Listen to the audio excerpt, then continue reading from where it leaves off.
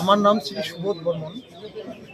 আমি আমরা বাঙালি দলের মাথাভাঙা 2 নম্বর বিধানসভা কেন্দ্র থেকে দাঁড়িয়েছি। আমরা প্রাউডের যে প্রাউড ফিলোসফি, সেই প্রাউড দর্শনকে প্রতিষ্ঠা করার জন্য আমাদের এই সমাধান। হ্যাঁ, আমরা আজকে যে বাংলা বিচ্ছিন্ন অবস্থাতে রয়েছে, সম্পূর্ণ বাংলাকে ঐক্যবদ্ধ করে আমরা একটা স্বয়ংসম্পূর্ণ অর্থনৈতিক অঞ্চল বাঙালিস্তান করতে চাই। আমাদের উদ্দেশ্য হচ্ছে বাঙালির যে মাতৃভাষা, বাঙালির শিক্ষা সংস্কৃতি, এগুলোকে আমরা প্রতিষ্ঠা করতে চাই। আর এছাড়াও আমরা চাই বাংলার ঘরের প্রতিটি মানুষের ক্রয় ক্ষমতা, মানে হাতে তাদের পারচেজিং পাওয়ার আমরা তুলে দিতে চাইছি।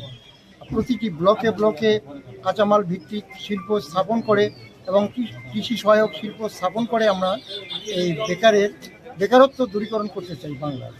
হ্যাঁ, এবং তার পাশাপাশি আমাদের বাঙালির যে রেজিমেন্ট, এই বাঙালি রেজিমেন্টকে আমরা একটা দাবির মধ্যে রেখেছি, মুখ্য দাবি। অর্থাৎ ভারতবর্ষে 19টি জাতির রেজিমেন্ট আছে, কিন্তু আজকে বাঙালি জাতির রেজিমেন্ট নাই। এটা সবচেয়ে আমাদের দুর্ভাগ্য। তাই বাঙালি জাতিকে বাঁচাতে গেলে আমাদের যদি সৈনিক না থাকে, যদি ছাত্রতেজ না থাকে, তাহলে কোনো জাতি বাঁচতে পারে না। তাই এই ছাত্রতেজকে অর্জন করতে গেলে আমাদের বাঙালি রেজিমেন্ট অবশ্যই দরকার। তাই এটা আমাদের মুখ্য দাবি।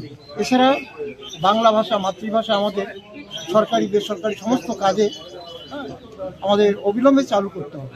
কারণ এখানে বাঙালি জাতির একটা ভবিষ্যৎ লুকিয়ে রয়েছে।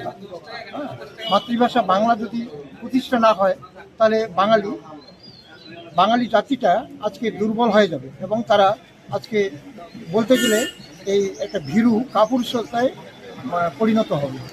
বাংলাকে যে শোষণ শাসন, বাংলার উপর যে নির্মম অত্যাচার, নারী নির্যাতন থেকে সব কিছু দিকে দিকে চলছে। তাই এর জন্য আমাদের সেই যে রেজিমেন্ট, বাঙালি রেজিমেন্ট, এটা আপনাদের সিম্বলটা কি পেলেন, কি চেয়েছিলেন? আমাদের পালতোলা নৌকা পেয়েছিলাম। এটাই আপনাদের মাঝি সহ পালতোলা নৌকা। ঠিক আছে।